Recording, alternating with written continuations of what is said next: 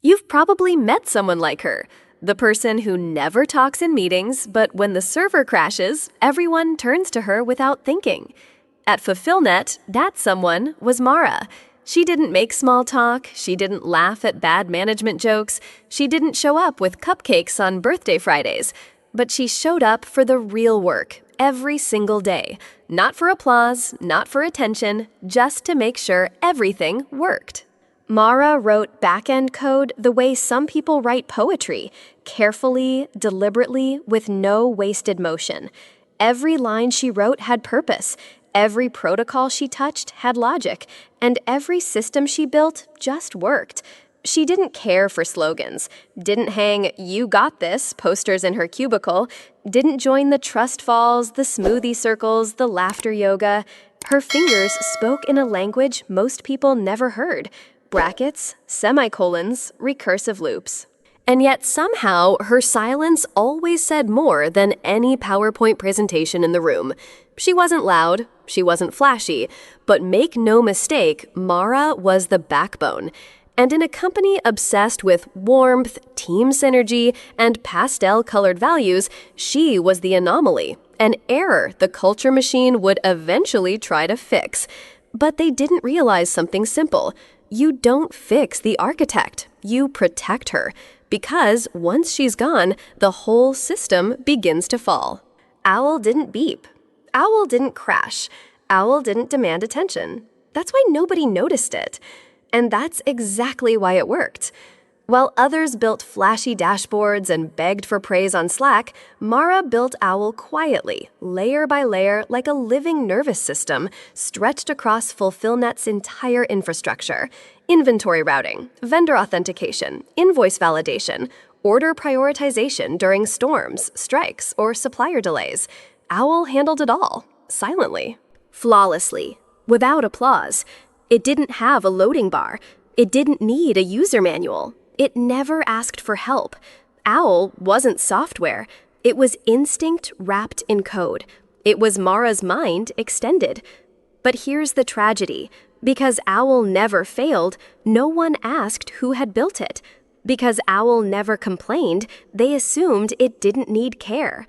Because Owl never stopped, they thought it never mattered. There was no Owl team, no product demo, no PowerPoint decks. Just results.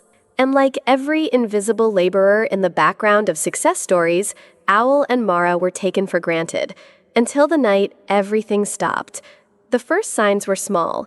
A weird glance at the coffee machine, a paused silence when Mara entered the room, a comment in passing, "She's brilliant, but she's just not very warm, you know?" That word again, warm. It started showing up in performance reviews, hallway whispers, and HR surveys. Mara wasn't mean, she wasn't rude. She was just focused. And that apparently was a problem now. She didn't laugh during icebreakers. She didn't decorate her desk for Valentine's Day. She answered emails in short, clear sentences. And in walked Liz, a freshly hired HR director with a pastel vision board, a branded hoodie, and a firm belief that emotional synergy was more important than clean code. Liz smiled like a TED Talk come to life. She greeted people with affirmations. She renamed the weekly meeting to Thursday Thrives Day, and she didn't like Mara. Not because Mara had done anything wrong, but because Mara didn't perform happiness on command. To Liz, Mara was a cultural problem waiting to be corrected. The seed was planted. It just needed time to rot. If it smelled like vanilla and sounded like therapy, it probably came from Liz's office. Her arrival wasn't Pliet, it was an event. There were balloons, there were affirmations taped to monitors. There were gluten-free cupcakes and almond milk lattes lined up in the break room like trophies from a yoga retreat. Liz didn't just come to lead HR, she came to transform the culture. On her first day, she gave a speech. Not about systems, not about logistics, not about any of the things Fulfillnet actually did. No, she talked about vulnerability, collective healing, and being your truest self at work. It felt less like onboarding, and more like a group therapy session for burnt-out interns. She replaced the company's quarterly review system with something called the Growth Garden. Employees were now flowers of potential. Managers became nurturers. Deadlines were renamed to momentum markers. And if that wasn't enough, she ended every all-staff email with a quote in cursive, "We rise by lifting others together toward light." Meanwhile, back-end bugs piled up. Fulfillment nodes were stretched thin. And Owl kept the company alive in the shadows, unnoticed, uncredited. But Liz wasn't interested in clean infrastructure. She wanted vibes. She wanted energy. She wanted to build a brand of belonging, even if that meant cutting out the people who didn't smile right. The emails started coming with cheerful emojis. "Hey team, we're rolling out our new emotional pulse check-in. Let's grow together." Translation: you're being watched. Suddenly, Mara found herself sitting through meetings that felt like performance theater. Whiteboards filled with phrases like empathy alignment and team warmth spectrum. Charts measuring emotional availability on a color wheel that looked like it was stolen from a kindergarten wall. There were feedback sessions, quick touch bases, team bonding breakfasts where you were expected to share a childhood memory and your collaboration goal of the week. And for someone like Mara, who spoke in code, not quotes, it was a slow, excruciating descent into manufactured vulnerability.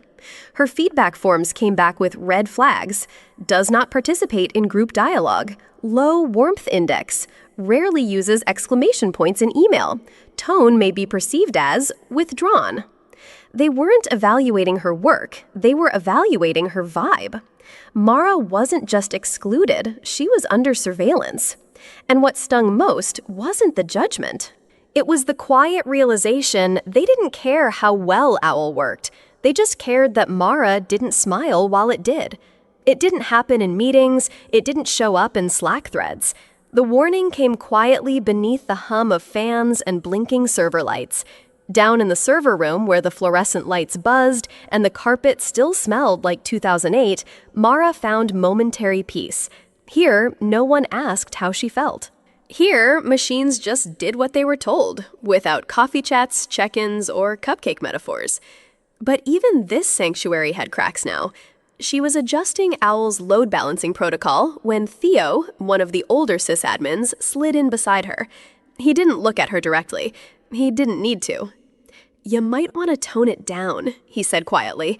"Just smile more, nod, say something at the next mixer." Then he added voice even lower, "Or you'll end up like Carlos." Carlos, the brilliant infrastructure lead, the man who once optimized the vendor API to cut delays by 42%. The same Carlos who had refused to use Liz's new HR feedback app. The same Carlos who got sent to a perspective retreat in Arizona for 1 week and came back looking like a broken yoga mat with a badge. He stopped arguing, stopped innovating, started talking in buzzwords: collaboration synergy, positive engagement loop, gratitude posture. Carlos had been reformatted. And now, Mara knew this wasn't just a culture shift.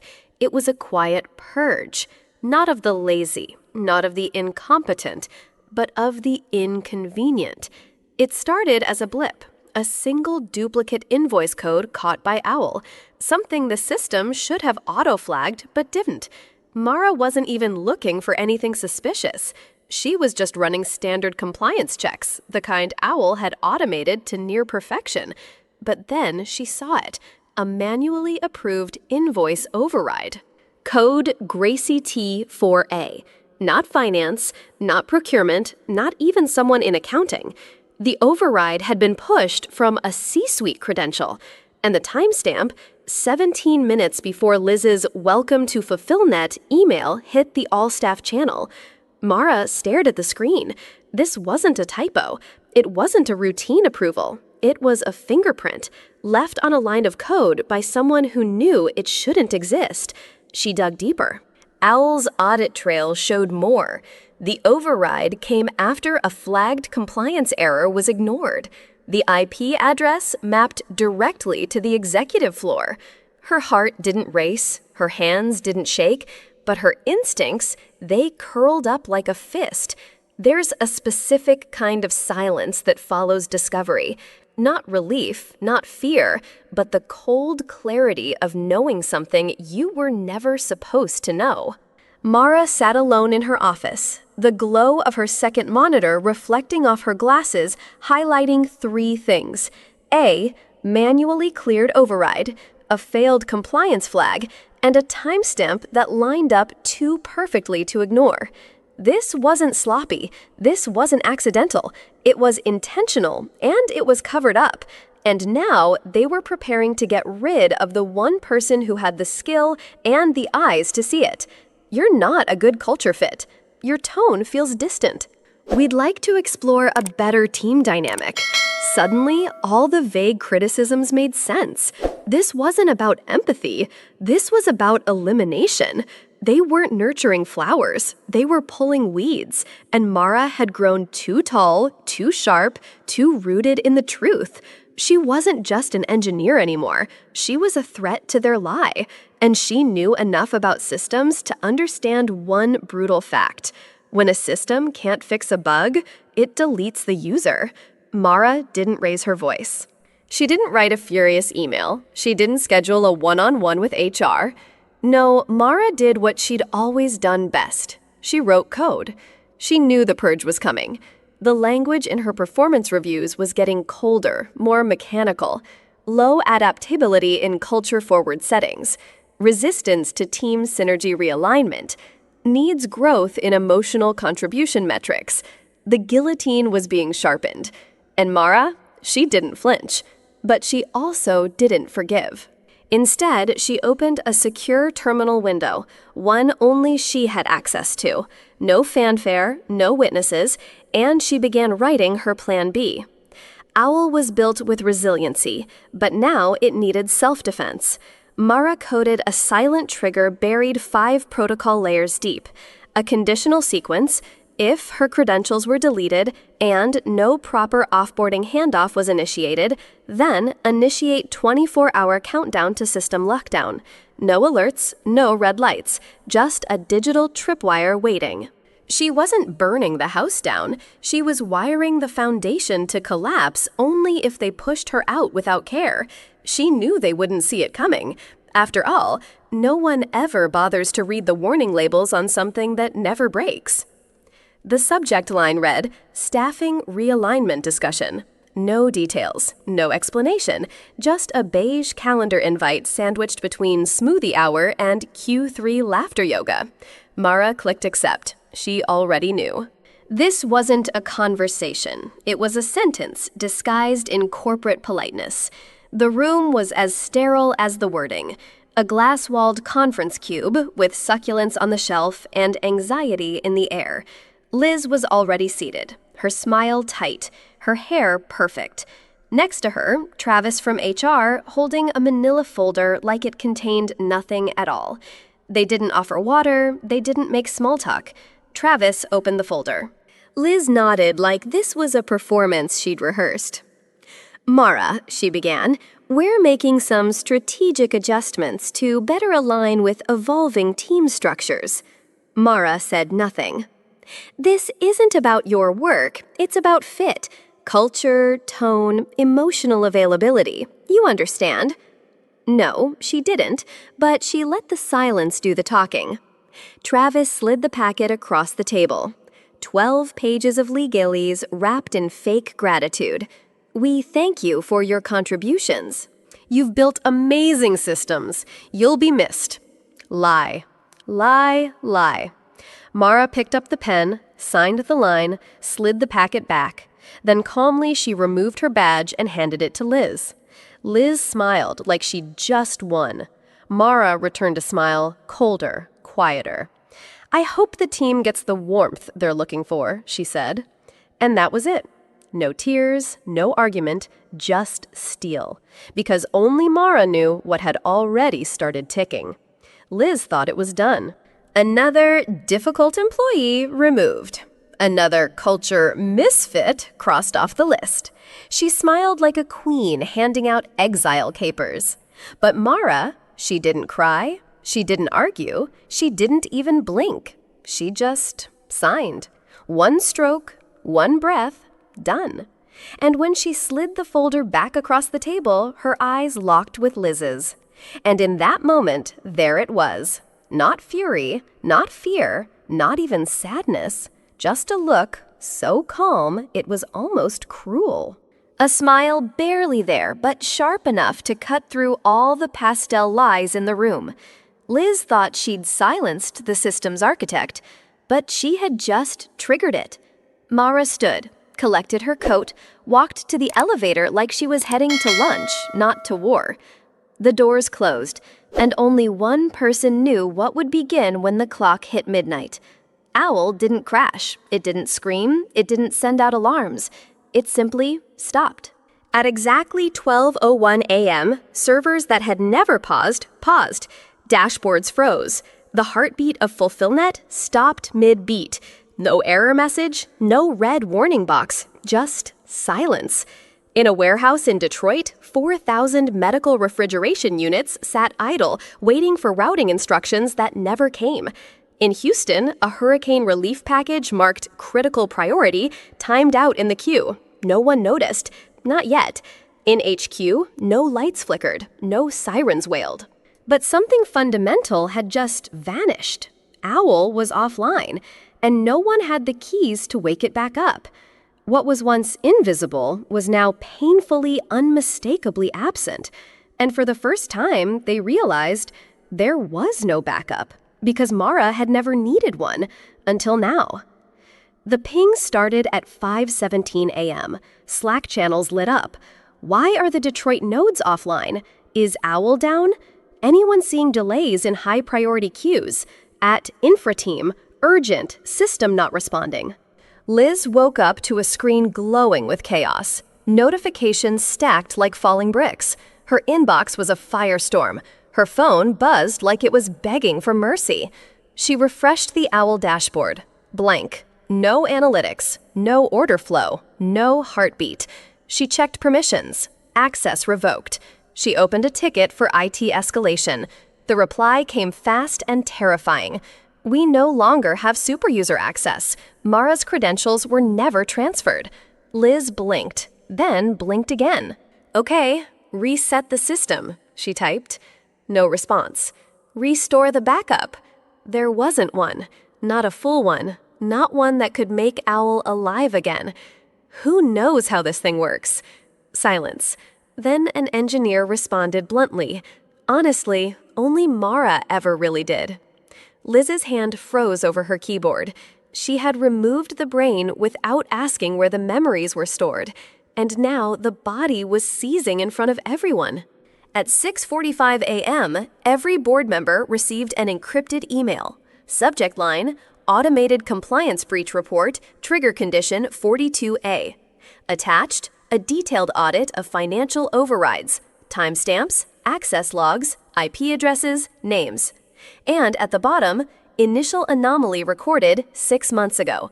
Alert submitted by M. Johnson. Mara, status, ignored. The chair of the board, reading this over his morning espresso, choked mid-sip. By 7:10 a.m., the general counsel was calling emergency legal review. At 7:22, the CFO's calendar was frozen for independent audit review. At 7:37, the COO was told to remain available for internal interviews. And at 7:41, Liz's badge was disabled. Owl may have died, but with its last breath, it exposed everything. This wasn't a glitch. This wasn't sabotage. This was a funeral with names, and the eulogy written by Mara, without ever raising her voice, without ever stepping back in the building. It didn't take long. By noon, the press got wind of it. Breaking. FulfillNet logistics system fails millions in delayed medical orders. At 1:14 p.m., Bloomberg picked it up. At 1:47, Reuters. By 2:05, it was trending on X, formerly Twitter. And the headlines kept getting sharper. Anonymous source, internal sabotage, or leadership cover-up. Where is the architect of Owl, and why was she fired? By 3:30 p.m., FulfillNet's stock had dropped 18%. By 4:10, it was 26%. Board members held back-to-back Zooms. Shareholders demanded answers. At 4:33, the CFO was suspended pending investigation. At 4:41, the COO was asked to step aside. And at 4:58, Liz was escorted out of the building. The same hallway where she once handed out gluten-free cupcakes was now echoing with silence. All she carried was a cardboard box and the fake plastic plant she once used to brighten up the break room. This wasn't a fall, it was a collapse. And it was earned. At 5:11 p.m., an intern snapped a photo from the hallway. Liz walking out of FulfillNet HQ holding a cardboard box with a fake plant and a framed poster that read, "Live, Laugh, Lead." By 5:22, the photo was in a Slack group. By 5:27, it was on Reddit. By 5:40, it had become a meme. No caption needed. Everyone knew what it meant. Inside the office, no one said goodbye. No one looked up. No one spoke her name. People returned to their desks quietly, shaken, and for the first time, maybe thinking. Because it wasn't just Liz. It was everything she stood for. The forced cheer, the fake values, the performance evaluations based on smiles instead of skill. And it all collapsed in a photo with 3 words and no eye contact. Mara didn't tweet. She didn't post a photo, didn't grant interviews, didn't call the press. She wasn't in any Slack thread. She didn't answer her phone. She didn't even check the stock price. At that moment, Mara was sitting by a lake wrapped in a sweater, hands warming around a ceramic mug of black coffee. Fog crawled slowly across the water, her reflection blurry but peaceful. No noise, no alerts, no war room, just the gentle rhythm of breath, like nothing had happened.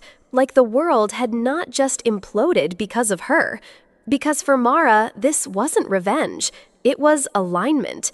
She didn't destroy fulfillment. She just turned off the switch. And sometimes, you don't need to roar to bring down an empire. You just need to stop holding it up. 3 weeks later, a small envelope arrived at a lakeside cabin. No logo, no sender, just handwriting in clean block letters. To Mara. Inside, a simple postcard. On the front, a photo of FulfillNet's original server room. On the back, just 3 sentences. You probably don't remember me. I was the intern who kept messing up the deployment scripts. They picked me to help build Owl 2.0, and beneath that one request, my only condition was this. Your name has to be the first line in the new commit log. It's already there, forever.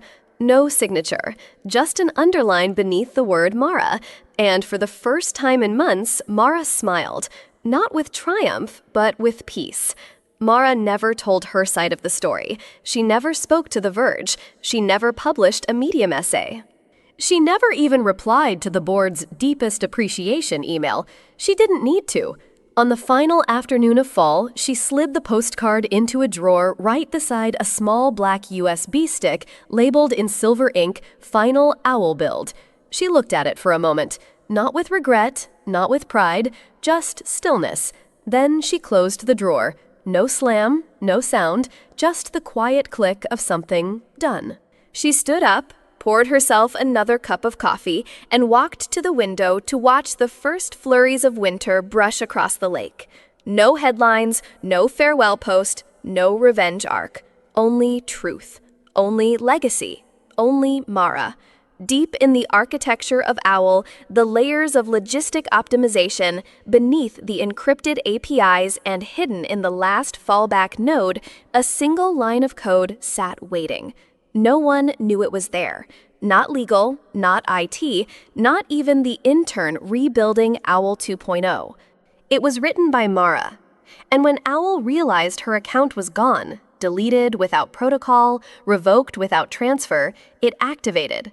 A soft mechanical ping. A single status message to the central node.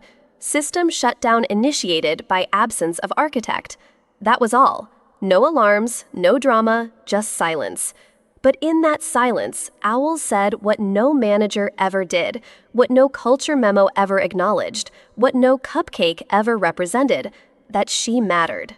That someone built the bones of this place, and when that someone left, the heart stopped too.